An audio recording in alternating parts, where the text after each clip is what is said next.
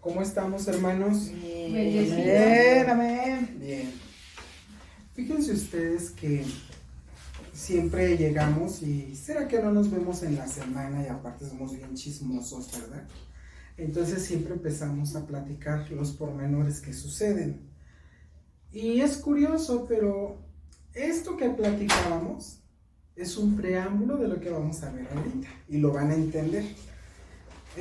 Y entonces de alguna manera primero nos preparamos de una forma para poder entender las cosas, ¿vale? Entonces continuamos con un oasis en el desierto. Vamos a leer Marcos, capítulo 6, 34, 35. ¿10? 6, Ah, sí, espero. versículos 34, 35. Amén. Amén. Amén. Ok. Sí. ¿Listo? Y salió Jesús y vio una gran multitud, y tuvo compasión de ellos, porque eran como ovejas que no tenían pastor, y comenzó a enseñarles muchas cosas. Cuando ya era muy avanzada la hora, sus discípulos se acercaron a él diciendo: el lugar es desierto y la hora ya muy avanzada. Entendemos que lo que acabamos de leer es una descripción destinada o una situación destinada a describir la condición física, pero también espiritual de las personas que se encontraban ahí. El término implica que el pueblo no tenía dirección ni líder y está pensado principalmente para describir su condición física, porque dice que ya era tarde, había una gran multitud y Jesús tuvo compasión de ellos. ¿Por qué tuvo compasión de ellos? Porque parecían ovejas que no tenían pastor. 1, y 2, Jesús en la parte física veía que ya era tarde, por eso menciona la hora, y él pensaba: ¿cuántos están aquí sin comer, o sin tomar agua, o sin descansar? Porque la multitud oyó que Jesús iba a ir para aquel lugar y se fue, pero no sabían realmente a qué hora iba a llegar. Entonces, el término implica que el pueblo no tenía dirección ni líder, y aparentemente está pensado para describir la condición física. Por eso Jesús dice que ya ve la hora, la hora, y dice: ya es tarde.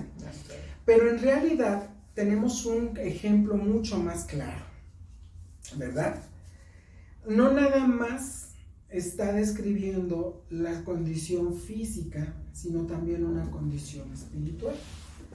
Entendamos más claro el ejemplo. Normalmente se nos llama ovejas. ¿Por qué se nos llama ovejas? Porque somos las ovejas en la iglesia. No porque seamos literalmente los animalitos, ¿verdad? Que más bien a veces así parecemos, sino más bien porque existe un líder o un pastor en la iglesia que a través de la dirección de Jesús nos lleva por buen puerto. Entonces, normalmente las ovejas deambulan sin mayor dirección y solo siguen a un líder sin prever realmente si van a una trampa o a un lugar seguro. ¿Recuerdan lo que estábamos comentando de Acapulco, lo que acaba de suceder? Desde fuera lo vemos como un grupo de personas que venía un problema, una situación, pero no había un líder claro que permitiera haber tomado una dirección de lo que iba a suceder. Y por lo tanto eso los llevó a perdición, porque no previeron. Por eso les dije, lo que estamos platicando, aunque aparentemente nada tiene que ver, es un preámbulo de lo que hoy íbamos a ver. Y obvio, unas ovejitas cuando no tienen un líder simplemente van caminando. Incluso, por ejemplo, menciona como ejemplo que pasan por una colina muy alta donde se alcanzan a desfilar porque estaba muy angosto el paso, y a pesar de que se estaban desfilando, toda la manada seguía porque el líder había ido para allá. En el caso de Acapulco, pues al no haber una previsión, ¿en qué hubo? En muertes. Por eso les dije increíble, pero lo que estábamos hablando tiene que ver con lo que vamos a ver. Y en realidad no nada más es el hecho de que no se haya previsto, sino que se pueden perder con facilidad. Y se pueden perder en muchos sentidos.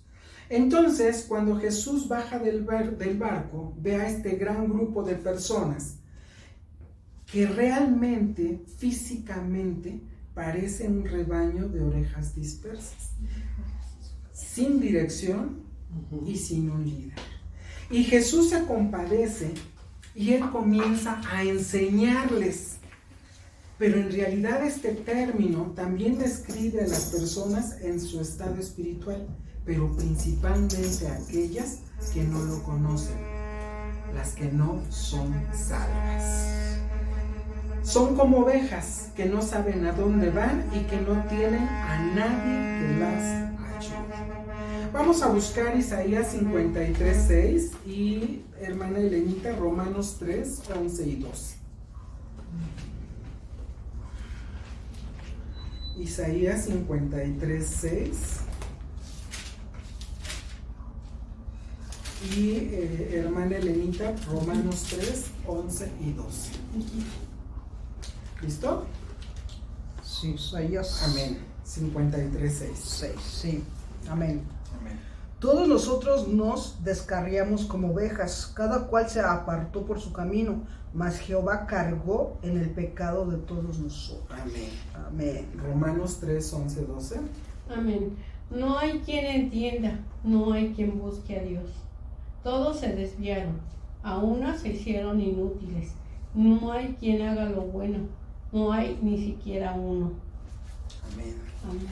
Es decir, o podemos decir como ovejas perdidas, pero no se dice en un término irrespetuoso, No. sino en lo que implica esto. ¿Qué implicaba? Que no tienen dirección, no tienen a Dios para guiarlos, y espiritualmente hablando estaban perdidos. Por eso Él llega y empieza a dar la palabra.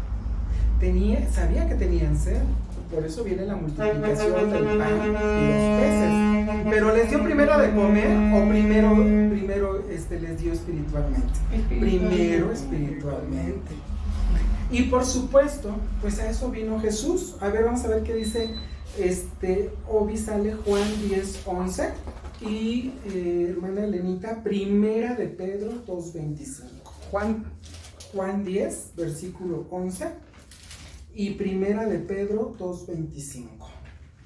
Versículo 11. Amén. Yo soy el buen pastor su vida da por las ovejas. Amén. O sea que ahí nos dice que Él es el que guía y por eso dio su vida por nosotros. Y primera de Pedro 2:25. Porque vosotros erais como ovejas descarriadas, pero ahora habéis vuelto al pastor y obispo de vuestras almas. Amén. Amén. Jesús había pasado la mayor parte del día enseñándoles. La vida, hermanos, fíjense bien, es como un día. Viene, amanece, como amanece fresco, un día nuevo, con todo tipo de oportunidades. Pero conforme pasa el día, también vemos cómo se acerca el final y nos preguntamos a dónde se ha ido el tiempo. ¿Cuántas veces después de un día completo, decimos, se nos fue el día, no hice nada? ¿No es cierto? Sí. Y nos preguntamos, ¿a dónde se ha ido el tiempo? Se fue rapidísimo. Y a veces nos preguntamos, ¿y qué hemos hecho? ¿Cuánto? Y así es tu vida de repente, ¿verdad, hermano? Tu vida, querido hermano, comenzó con sueños y oportunidades, con muchas cosas, pero la maldad, la ignorancia, la pereza nos las ha robado.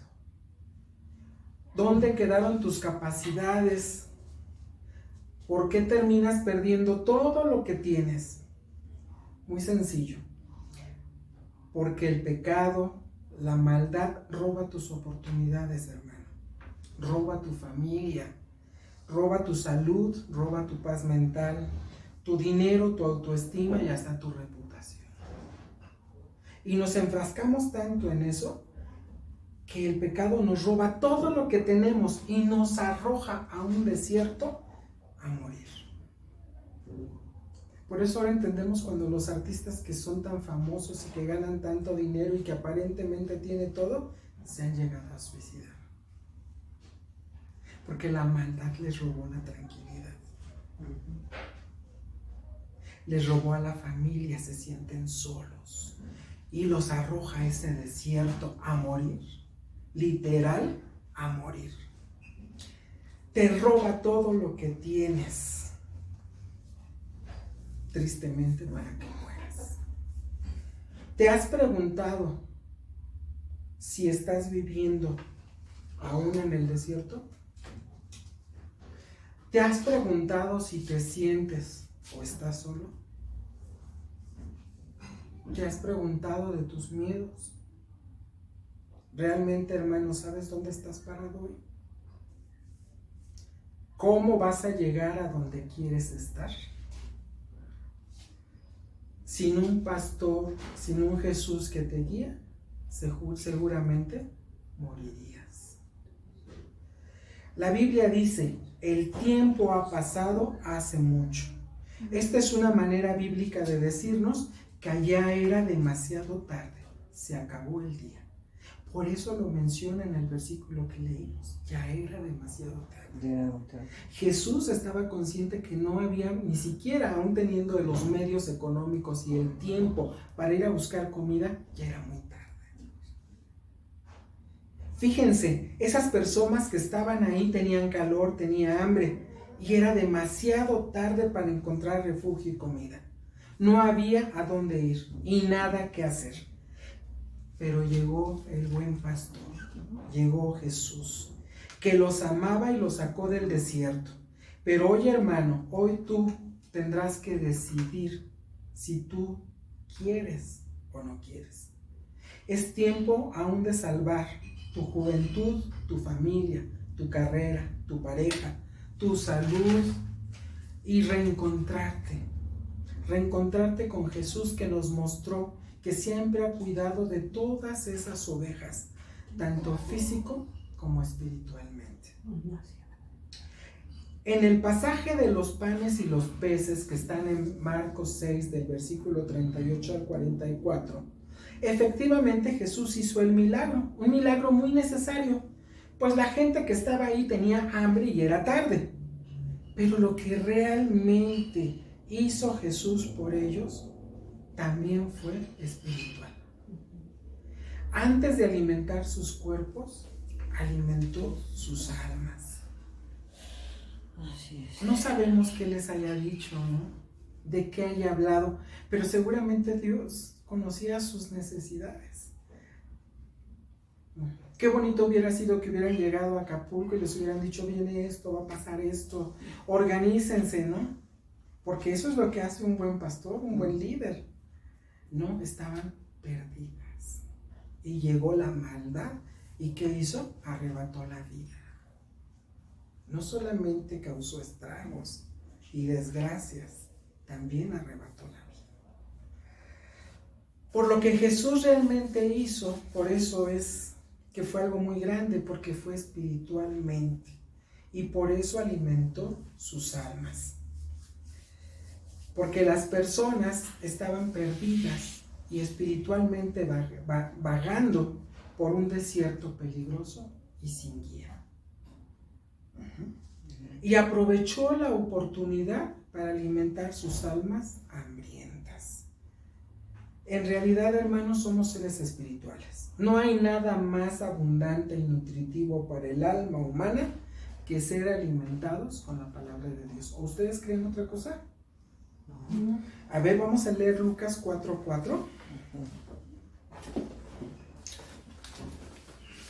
Y luego te quedas ahí, Obis, para Lucas 5:32. Sí. Lucas 4:4. Lucas 4:4. Y tu hermanita, Elenita, Juan 3:16. Amén. Amén. Lucas 4:4 y 5. No, Lucas 4:4. Ah, no, ¿Y Juan qué? Juan 3:16. Jesús respondiéndoles dijo, escrito está, no solo del pan vivirá el hombre, sino de toda palabra de Dios. Amén. O sea que tenía que hacerlo, porque escrito estaba. Él sabía que independientemente de la sed y del hambre, ellos tenían que ser alimentados espiritualmente, porque estaban viendo que eran ovejas perdidas y tenía que darles dirección antes que salvarlos de la sed y del hambre.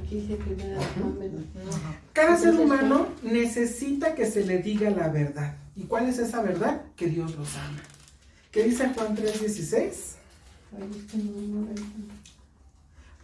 Porque de tal manera amó Dios al mundo que da a su Hijo unigénito para que todo aquel que en él cree no se pierda, mas tenga vida eterna. Amén. Lucas 5:32.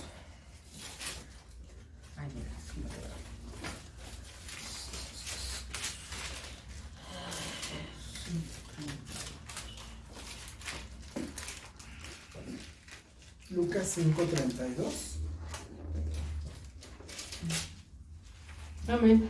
Amén. No he venido a llamar a justos, sino a pecadores al arrepentimiento. Amén. Y Marcos 10:45 dice, porque el Hijo del Hombre no vino para ser servido, sino para servir y dar su vida en rescate por muchos. Permítanme, hermanos, reflexionar con 3 pensamientos antes de terminar esta prédica corta pero sustanciosa, porque es reflexiva. Amén. ¿No fue acaso más difícil para Jesús curar un alma hambrienta de lo que fue para él alimentar un cuerpo hambriento? Porque las cosas pueden parecer muy sombrías y probablemente lo sean, hermano, pero Jesús es la voluntad de Dios con poder ilimitado. Amén. Amén. Gloria a Dios. Además, Él entrega tu vida. Él entrega tu vida a vida eterna. Por eso es que nos entregamos a Él. Y ve lo que Él va a hacer en tu vida. Cuando tú realmente confías en Dios, Él obra. La reflexión número 2. No es más difícil para una persona recibir a Jesús en su corazón de lo que fue para esta o para estas personas recibir pan en su mano.